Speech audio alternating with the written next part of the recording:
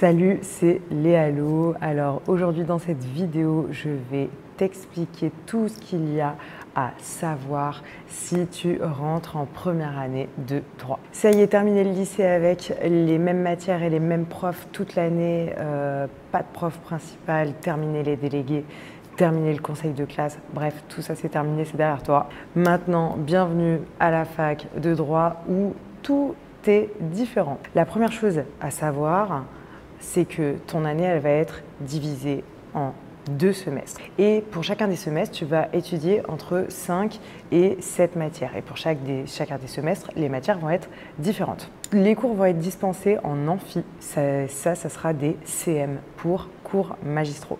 Et tu vas avoir d'autres cours qui vont être dispensés en petite salle, en TD. Et TD, c'est pour travaux dirigés.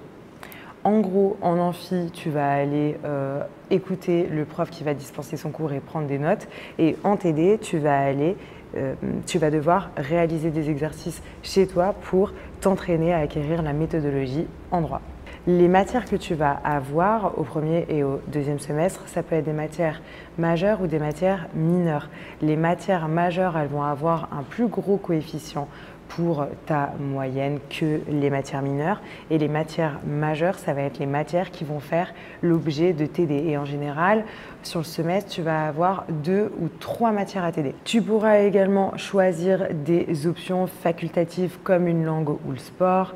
Et tu iras bien entendu réviser beaucoup de temps à la BU pour bibliothèque universitaire et tu iras manger sans doute aux rues pour restaurant universitaire. Voyons maintenant les matières que tu vas étudier, sachant que les matières peuvent varier d'une fac à l'autre, en tout cas pour certaines petites matières, mais globalement ça va être à peu près la même chose puisque le programme est national. Au premier semestre, tu vas donc avoir des matières comme le droit des personnes ou le droit de la famille, ça dépend des facs, le droit constitutionnel, attention ça va être terrible, je vous préviens. Tu vas également avoir de l'histoire du droit, de l'introduction au droit, peut-être des relations internationales, peut-être des sciences économiques, ce genre de choses, vraiment ça dépend des facs. En tout cas, de sûr, c'est que tu vas avoir du droit constitutionnel, terrible. Du droit civil, c'est-à-dire soit du droit des personnes, soit du droit de la famille, de l'introduction au droit et de l'histoire du droit. Après, ça ne va pas forcément s'intituler de cette façon, mais grosso modo, c'est ce que tu vas avoir au premier semestre et tu pourras également choisir d'effectuer un sport, une langue et tu pourras également choisir d'autres matières, des matières un peu rigolotes en droit, en option. Et au second semestre et au deuxième semestre, ça va changer un petit peu. Tu auras du droit de la famille ou du droit des personnes si tu n'as pas eu cette matière au premier semestre. Encore du droit constitutionnel, malheureusement, terrible toujours. Très certainement encore de l'histoire et après tu peux avoir des matières comme culture juridique, sciences politiques, grands problèmes économiques, ce genre de choses. Et tu pourras toujours choisir des options si tu le souhaites. Que ce soit là au premier ou au deuxième semestre, les matières majeures, c'est-à-dire les matières ATD, ça va être le droit civil et le droit constitutionnel. Et dans certaines facs, il y a l'introduction au droit qui peut également être une matière majeure. Donc les matières les plus importantes, ça va être ces deux-là, c'est sur ces deux-là sur lesquelles tu vas devoir beaucoup te focaliser. Toutes ces matières vont être, comme je te l'ai dit, dispensées en amphi dans le cadre de CM, donc de cours magistraux. Et les matières majeures que je viens d'évoquer, elles vont également faire l'objet de TD, c'est-à-dire de travaux dirigés. Les TD, c'est vraiment ce qui va te permettre d'apprendre ton cours, la méthodologie, c'est ce qui va te permettre de te faire bosser sur ton cours. Les TD se déroulent en petits groupes, en général c'est entre 20 et 30 étudiants. Et chaque semaine, alors les TD ne commencent pas tout de suite, la fac elle doit commencer, les cours doivent commencer la première ou la deuxième semaine de septembre et les TD vont plutôt commencer mi-octobre. Et dès lors que les TD vont commencer, chaque semaine tu vas avoir un TD à préparer. En général, tu vas avoir une dizaine de TD par matière majeure.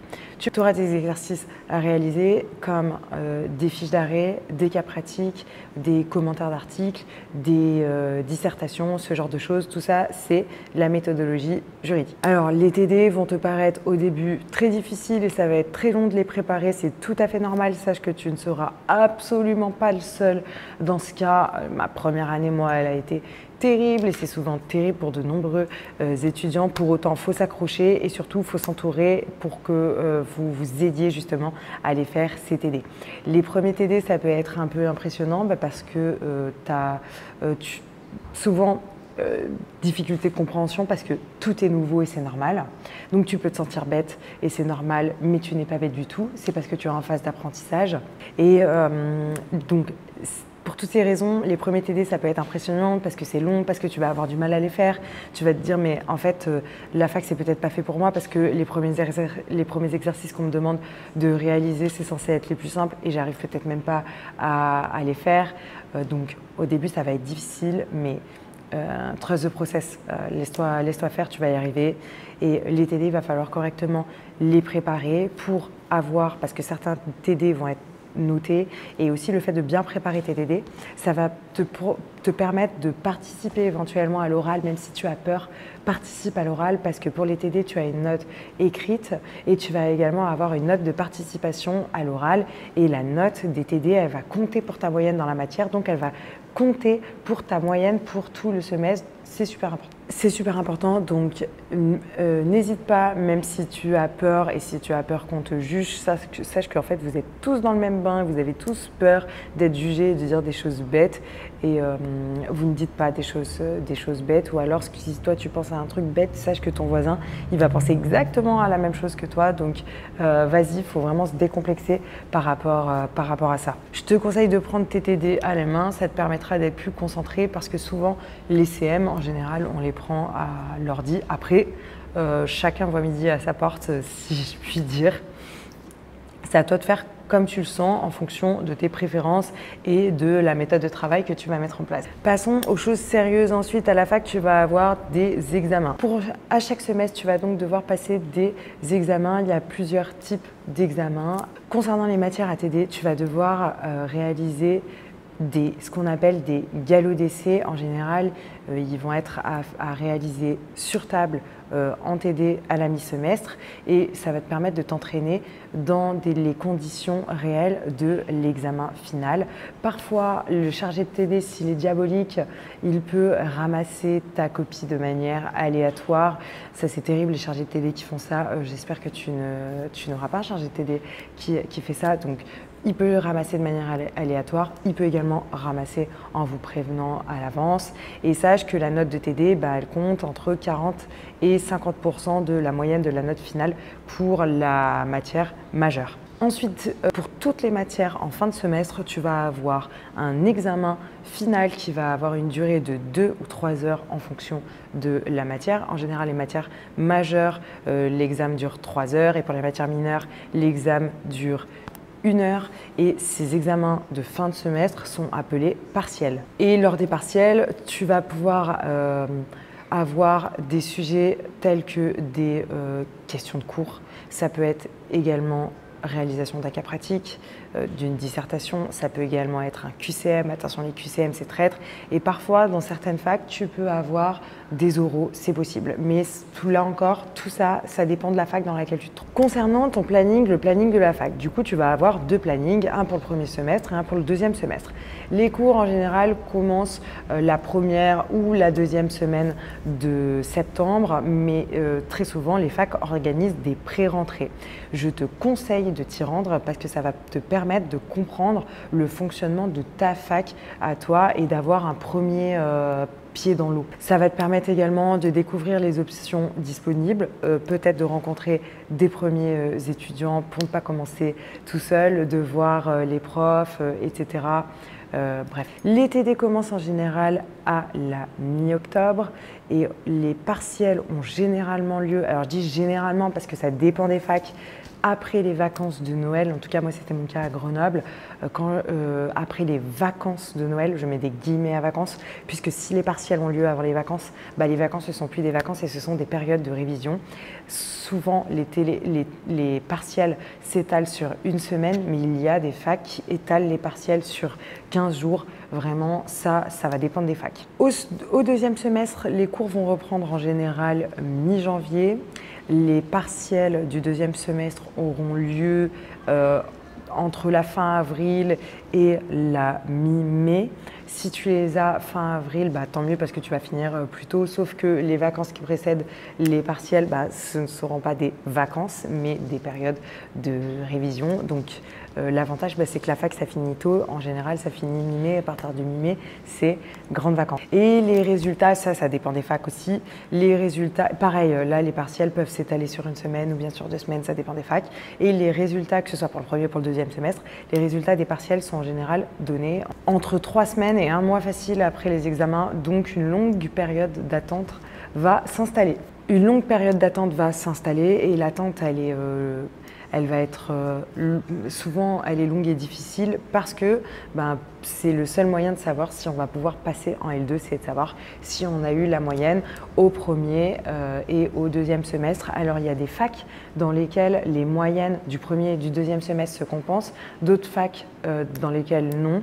Il y a des facs dans lesquelles il faut avoir absolument la moyenne dans les matières majeures. Les matières majeures se compensent entre elles, mais ne se compensent pas avec les matières mineures. Bref, plein de choses à savoir qui peuvent vraiment varier d'une fac à l'autre et qui peuvent vous faire changer votre moyenne et donc votre passage en L2 d'une fac à l'autre. C'est pour ça que je vous conseille vraiment de vous renseigner et d'aller à la pré-rentrée et de vous renseigner un maximum pour connaître le fonctionnement de la notation de votre fac. Sachant que ce n'est pas une fatalité si vous n'avez pas eu la moyenne au premier ou au deuxième semestre parce que vous pouvez encore passer au rattrapage. Attention, les rattrapages, que ce soit du premier ou du deuxième semestre, ont lieu en général à partir du mois de juin. Il y en a un petit peu qui peuvent s'étaler lors de la première semaine du juillet. Donc les rattrapages pour le deuxième semestre, c'est facile. Je mets des guillemets parce qu'on vient de réviser le deuxième semestre. Pour le premier semestre, c'est un petit peu plus difficile parce que c'est un petit peu moins frais dans notre tête. Mais bon, rien de bien insurmontable. Pour bien démarrer à la fac, tu vas donc avoir besoin de fournitures. Que tu bosses à la main ou à l'ordi, si tu bosses à la main, tu n'auras pas d'ordi. Si tu travailles avec un ordi, tu auras besoin d'un ordi évidemment. Donc que tu bosses à la main ou à l'ordi, je te conseille de prendre des petites feuilles A5 pour pouvoir faire des fiches Bristol. Ça, c'est pas mal.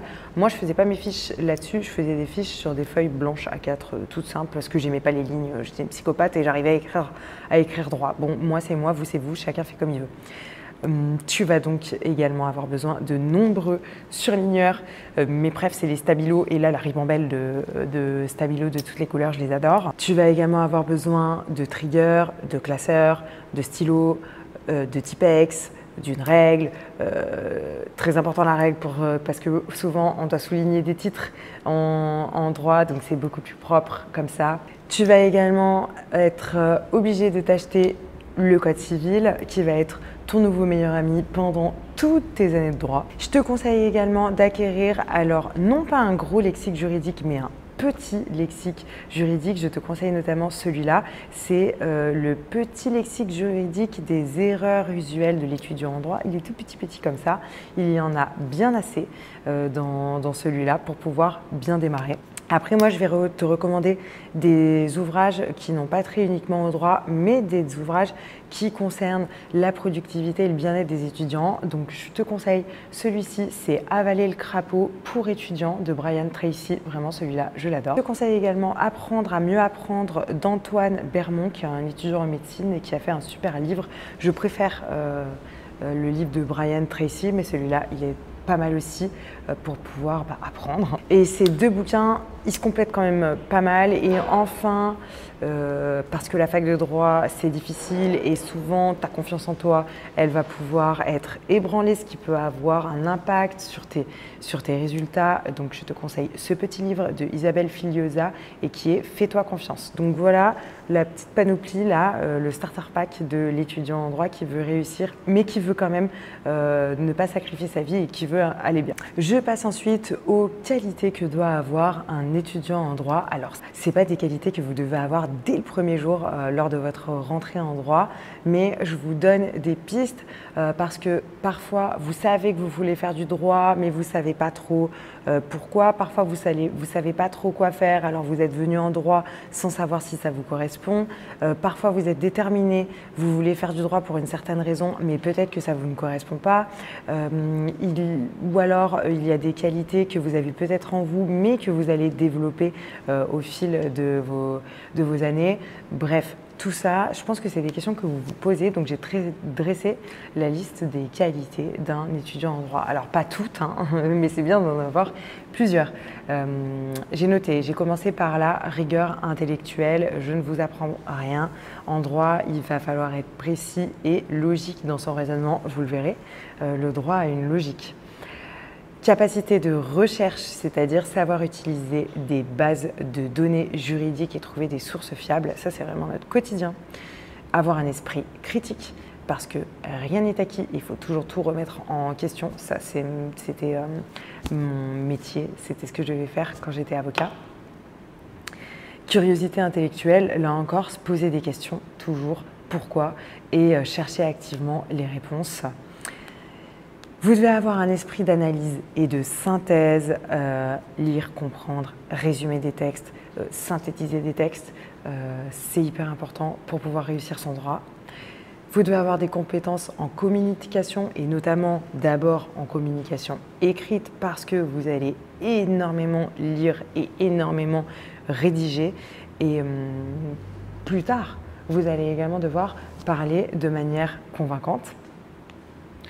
Vous allez devoir tous faire preuve de persévérance et de détermination, ok? Parce que les études de droit, c'est difficile. Je ne dis pas ça pour vous faire peur, je dis ça pour vous encourager, pour vous motiver. Souvenez-vous de ça quand vous allez avoir un petit épisode de down, parce que c'est fort probable pour que ça vous arrive. Souvenez-vous que vous devez être persévérant et déterminé quoi qu'il arrive. Et vous allez devoir travailler dur pour atteindre vos objectifs et quand bien même vous n'allez pas réussir du premier coup, c'est pas grave. Si vous avez de réels objectifs, et ben, dès que vous tombez, vous vous relevez, on recommence. En droit, ça aussi, vous allez devoir être autonome parce que c'est pas comme au lycée, il n'y a plus personne pour vous tenir par la main. Donc ça va être à vous d'organiser vos révisions en fonction des galeux d'essai et des partiels, si vous avez envie de ficher ou pas, quand est-ce que vous faites vos TD, etc. Et normalement, vous devez avoir un goût, voire même une passion pour la justice. Ça peut être entendu au sens large, dans le sens justice ou bien équité. Donc voilà toutes les qualités d'un étudiant en droit. Et pour moi, les 3 dernières sont les plus importantes.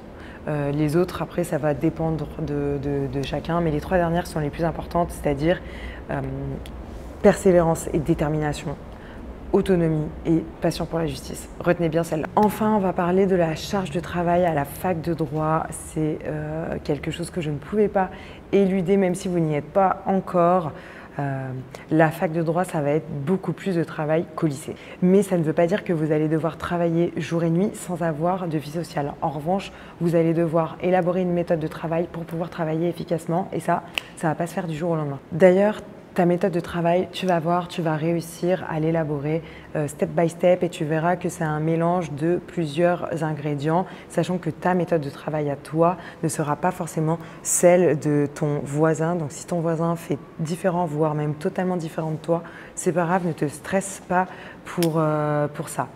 Par ailleurs, contrairement aux idées reçues, le droit, ce n'est pas que du par cœur, mais ça va surtout être de la méthodologie. En gros, mieux vaut bien maîtriser la méthodologie et un peu moins bien son cours que l'inverse parce que si tu maîtrises bien ton cours mais que tu n'as pas la méthodologie, tu n'auras pas la moyenne, tandis que l'inverse est vrai. Donc pour la méthode, il faut être chaud. La méthodologie en droit, c'est quoi? C'est-à-dire que vous allez devoir connaître la méthodologie de certains exercices qui sont le cas pratique, la fiche d'arrêt, le commentaire d'arrêt dans certaines facs qui commencent dès la première année, la dissertation, le commentaire d'article, tout ça pour le moment, c'est peut-être du charabia, du chinois, mais vous allez vite vous y familiariser. Je propose d'ailleurs toutes ces méthodologies dans mon pack méthodo qui se trouve sur mon site lealo.fr. Et beaucoup de boulot à la fac de droit. Tu vas peut-être souvent entendre parler de ficher ses cours. Est-ce que je dois ficher ses cours? Est-ce que je ne dois pas ficher mes cours? Grande question à laquelle je n'ai pas forcément de réponse. Tu n'es pas obligé de le faire. Si tu ne le sens pas, si ça ne t'apporte rien, là encore, ça fait partie de la méthode de travail. Ça sera à toi de voir comment tu le sens, comment tu le fais. Et si tu n'y parviens pas, il y a des fiches de révision qui existent. J'en propose d'ailleurs dans la formation Boost L1 et également sur mon site lealo.fr. Si les fiches de révision ne te conviennent pas, tu peux toujours les adapter à ta sauce ou partir de ces fiches-là pour pouvoir faire les tiennes. Tout est possible. Il y a plein d'ouvrages il y a plein d'autres types d'ouvrages ou de supports pour pouvoir t'aider. Et enfin, je l'ai déjà dit, mais faire tes TD régulièrement, ça va être vraiment essentiel pour ton apprentissage parce que ça va te permettre d'apprendre ton cours et en même temps de t'entraîner à la méthodologie. Parce qu'on ne dirait pas au début, tu as 6 semaines comme ça sans avoir encore les TD à faire, donc tu te dis que tu es tranquille. Et une fois que les TD arrivent, tu vois que tu n'es plus du tout tranquille et que la préparation et la réalisation des TD va te prendre beaucoup de temps et donc du coup ce temps c'est du temps que tu vas peut-être pas passer à réviser et peut-être que tu vas te retrouver en retard dans tes révisions pour les galops d'essai et les partiels, bref tout ce qu'on ne veut pas, toutes les erreurs à éviter. Pour les éviter, n'hésite pas à te faire accompagner, que ce soit par moi dans le cadre de séances de coaching ou bien dans mes formations ou bien dans mes programmes d'accompagnement L1. Tout est disponible sur mon site. J'espère que ce guide de rentrée t'a aidé. Je te laisse liker la vidéo si ça t'a appris des choses, si ça t'a rassuré ou pas sur la fac de droit. Je te laisse me faire part de tes commentaires si tu en as juste en dessous de cette vidéo. C'était Léalo et je te dis à bientôt sur ma chaîne.